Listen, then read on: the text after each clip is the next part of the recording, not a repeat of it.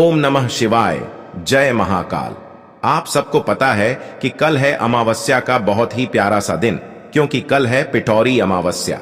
और अगर आपको यह लगता है कि आपके घर में पितृदोष बहुत ज्यादा हो गए हैं, पितृदोष का जो रीजन होता है, जो आपको लक्षण देखने को मिलेगा, वह कौन कौन से हैं कि आपके घर में धन संपदा कोयले की कमी हो जाएगी, आपके घर में लोग बीमार बहुत ज्यादा पड़ने लगेंगे, हमेशा घर में लड़ाइयां होंगी, तो ये सारे लक्षण होते हैं पितृदोष के। बस एक छोटा सा उपाय कल के दिन करिएगा। पूज्य गुरु जी की कथा सुनकर बहुत अच्छे से बताऊंगा। जो भी पितृदोष की समस्याएं होंगी, इस अमावस्या पर आप करके देखना, दूर जरूर होंगे। ठीक है, चलो हम लोग बात कर लेते हैं अपने पहले उपाय की तरफ, जो कि मैंने आपको लिखा था कि किचन में करना होगा। कभी किचन में कैसे करेंगे? देखो, पहले तो ये समझ लो कि जो अमावस्या का दिन होता है, खासकर होता है किनके लिए? हमारे पितरों के लिए होता है। पितरों को खुश करने के लिए होता है, उनको तृप्त करने के लिए होता है। अगर आपके पितर खुश हैं ना, तो कभी भी घर में बीमारी प्रवेश नहीं करेगी, धन संपदा की कमी नहीं होगी, घर में कभी भी हमेशा धन संपदा बना रहेगा, कर्जे नहीं बढ़ेंगे। ऐसी बहुत सारी दिक्कतें पितृदोष होता है तो हो जाती है। तो आपको क्या करना चाहिए? जब कभी भी अमावस्या का दिन पड़ता है, जब कभी भी अमावस्या का दिन पड़े, तो शाम के टाइम पर प्रदोष काल में जब सूर्यास्त हो जाए, उस टाइम पर आपके घर के आसपास कोई भी नदी, तालाब, सरोवर हो, वहां जाकर के घी का दिया, लंबी बत्ती, या कौन सा घी का दिया, लंबी बत्ती का किसी न किसी नदी, तालाब, सरोवर, कुआं, बावड़ी वहां पर लगाना ही लगाना चाहिए। और जो दीपक का मुख होना चाहिए, वह होना चाहिए दक्षिण दिशा, यानी कि साउथ डायरेक्शन। हम सभी के जो पितृ होते हैं वह दक्षिण दिशा में वास करते हैं। तो पहला काम यह होता है कि नदी पर हमें दीपक लगाना चाहिए, क्योंकि भी आपने तो लिखा था कि किचन में करना चाहिए। बिल्कुल लिखा था और सही लिखा था। क्यों?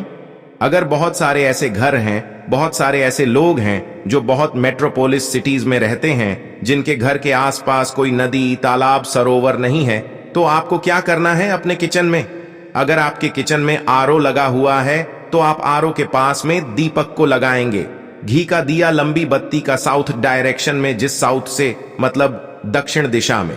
लेकिन अगर आपके घर में आरओ भी नहीं लगा हुआ है, अगर आप अपने घर में पीने का मतलब घर में मतलब अगर आप अपने घर में किचन में पीने का भी पानी रखते हैं, तो गैस तो होगा, चूल्हा तो होगा, वहां तो खाना बनाते हो, तो वहीं पर भी आप लगा सकते हो घी का दिया, लंबी अवधि का।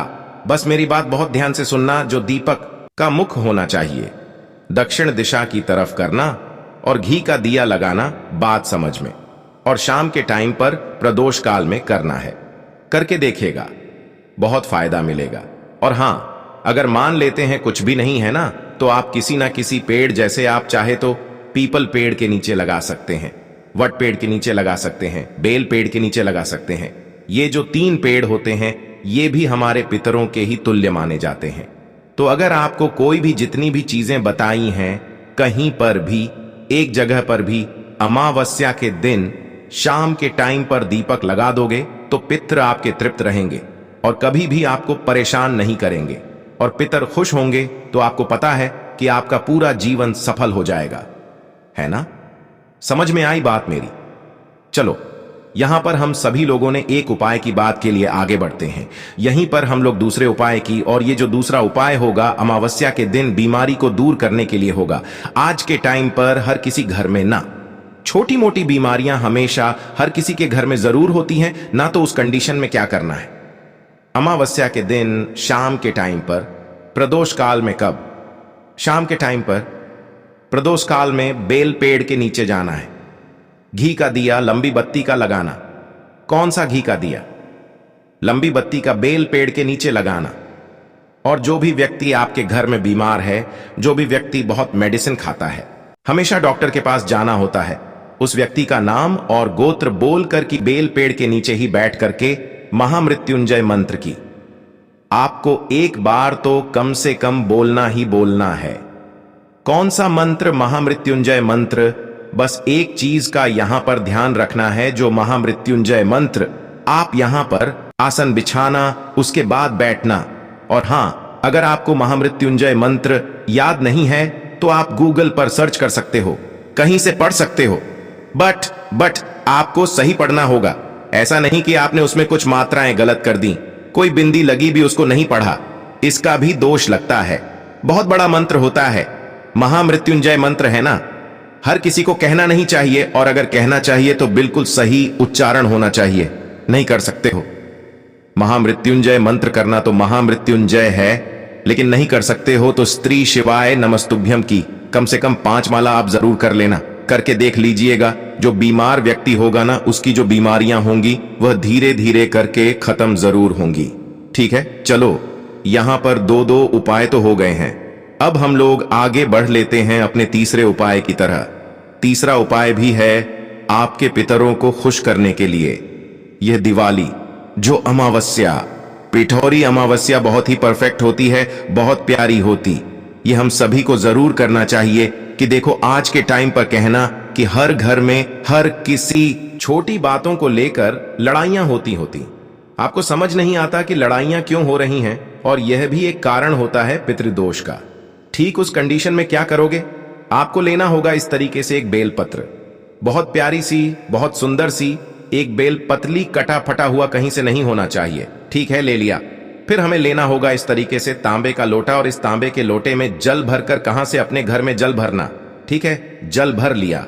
उसके बाद आपको अपने दाहिने हाथ राइट हैंड में क्या करना है, जो जल में, मतलब जो कलश के अंदर जल भरा, आपने ऐसे बोलते बोलते कभी भी टंग स्लिप हो जाती है, तो जो जल भर आपने ना, इसमें जो बेलपत्र मैंने आपको दिखाया उस बेलपत्र को भी डाल देना, और इस कलश को क्या करेंगे, लेकर चले जाएंगे महादेव के शिवलिंग के पास।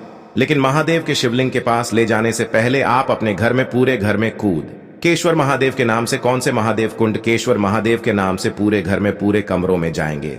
हर एक कमरे में वॉशरूम को छोड़ करके किचन में जरूर जाना है, क्योंकि हमारे जो मित्र होते हैं किचन में, जहां पर पानी रखा होता है वहां पर उनका वास होता है, तो आपको किचन में जरूर जाना है।